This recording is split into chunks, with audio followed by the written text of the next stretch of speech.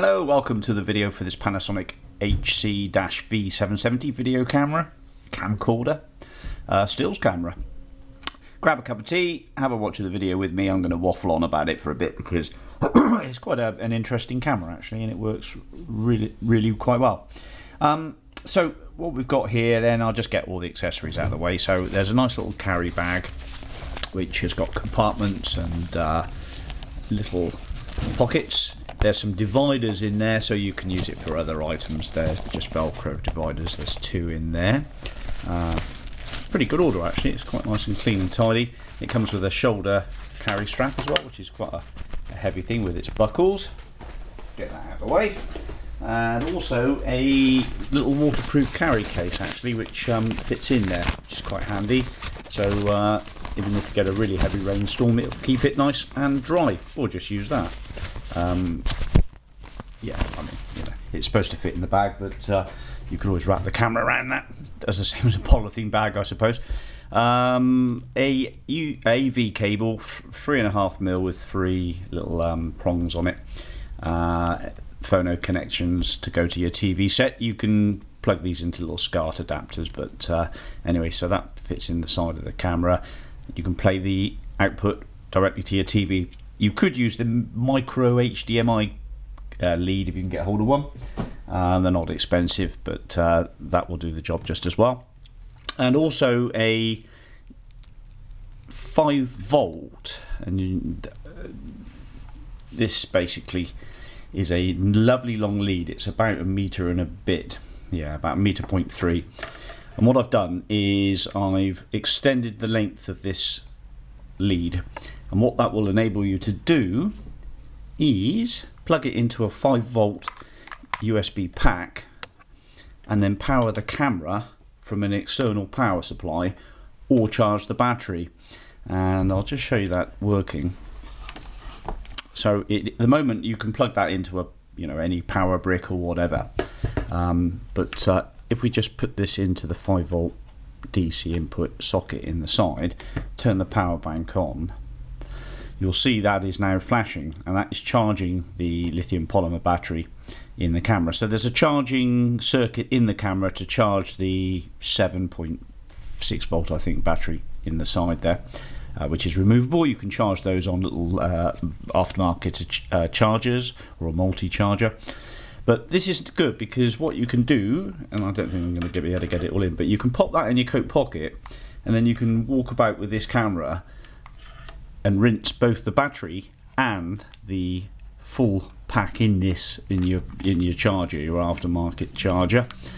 This one's got probably about 3 times the weight of that battery there, so you know you should be able to get a good day's videoing with a really big card, a 256GB card or whatever, which you'll need one as well. XCs are probably the best. Class 10 would be the best ones to go for, due to the fact that they have higher speed read-write rates.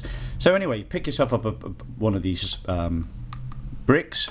Everyone's pretty much got one, and that way you can then walk around and video to your heart's content. That is a useful feature because a lot of video cameras, you're going to have to remove the battery. Let's just get rid of the DC cord.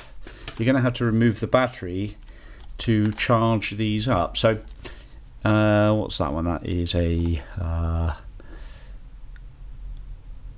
oh no, it is 3.6V, and it's a 1990 milliamp hour, 7 watt hours. So it just plugs into the back of the camera. So that's how they've done it. They just use a lower voltage battery pack, and that will enable you to charge it with 5V.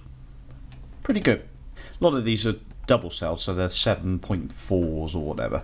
So anyway, there we are. So that's been soldered and does the job really well. So a nice long USB lead to charge the camera or use it out and about in the field. The little micro tripod, let's put that back a sec.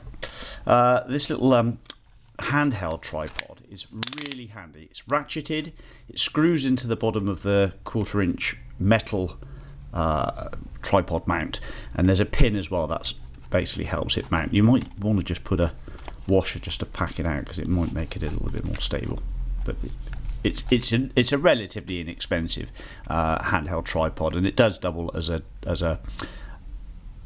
desktop tripod. So what you can do is you can extend your arm out fully, much better than using the little carry handle on the side. You put your hand in the carry handle and you can only get your hand out that far because of your wrist having to angle. Using the tripod mount, you can then selfie like so. Let's move around. Let's move this camera up a touch if we can. That might be better. So you can then selfie image. Hello, I'm Neil, blah blah blah. And you can then rotate that round and then do your videoing like so. And this camera has a really nice image quality on this screen, and it's touch screen as well, and it does auto focusing, and it does all the usual full feature bar for 4K. And I've had the 870 variant and the 4K feature. Well, if you want to load up massive amounts of data and use it for really high quality footage, but essentially this one's going to make a reasonable image quality. I mean, put it this way, my old G11 that I'm filming this on now, and you're watching, the quality of that is what, 10 years old. So it's older than that. It's 12 years, 13 years old. I mean, 960 is the image on that. So anyway, let's have a look at this. It does zoom optically to 20 times. Okay, 20 times zoom optical, and it's quick, but it does go all the way up to something like 1200 times digital, and at 50 times zoom digital it still remains optical, I think, although they're not quoting it as optical, but it's pretty damn special, this zoom. It really does zoom in an awful long way. And if you can just I mean, I'm getting the best image here off of what I'm looking at, but it really is lovely bright clean image on there. The lens itself with the auto lens cover is an f1.8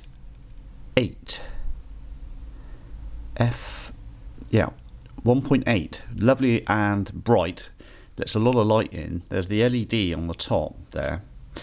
The glass is great, all looking good there, and it does macro up till about 4 millimeters or something like that, 4 centimeters. It really does get stuck in an awful long way. Okay, so I'm blathering on, but quality of this camera is pretty good. I'm going to give it 8.5 out of 10. It's got a little bit of wear on the iOS decal there, which is practically nothing. Tiny little mark to the front lens, it's nothing. And even the Panasonic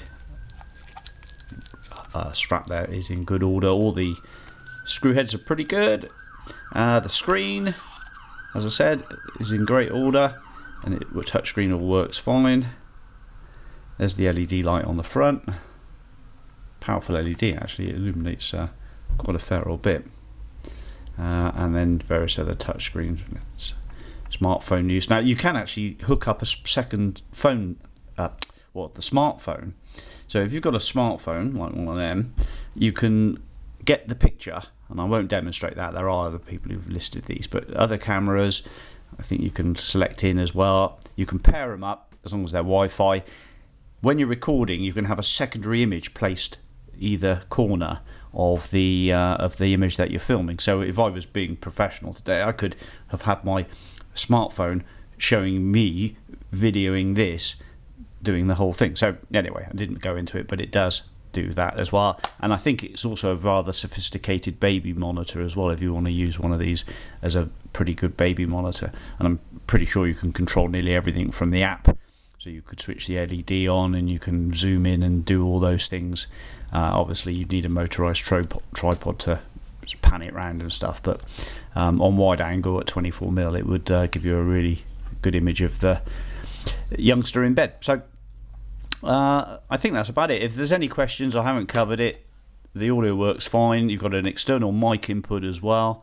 There's the ability to be able to let's just shut this off a second. We've got it in some sort of pairing mode. Get rid of that. Let's just turn it off. So when you flip the screen shut, it auto shuts off and turns on. Good audio, as I said, headphone socket there, mic input. You can use a 49mm sunshade, which you can screw in there. There's a thread in there, and you can screw that in, or you can get the Panasonic one that fits on the side, on the front. And then there's a shoe adapter, which you can pick up as an accessory. This one hasn't got it, but the shoe adapter is a hot shoe that projects out the back. But it does mean that you're sort of limited in terms of what you can mount on the back, because it is at the back. If they put the hot shoe on the top at the front here, your external mic and things would be a lot better. But you can use Bluetooth mics and stuff to record via that mic socket there. All very well. So you just need an SD card to fire her up, and that's about it. Sorry to waffle on so much, but I like to give a good description. Thank you. Bye bye.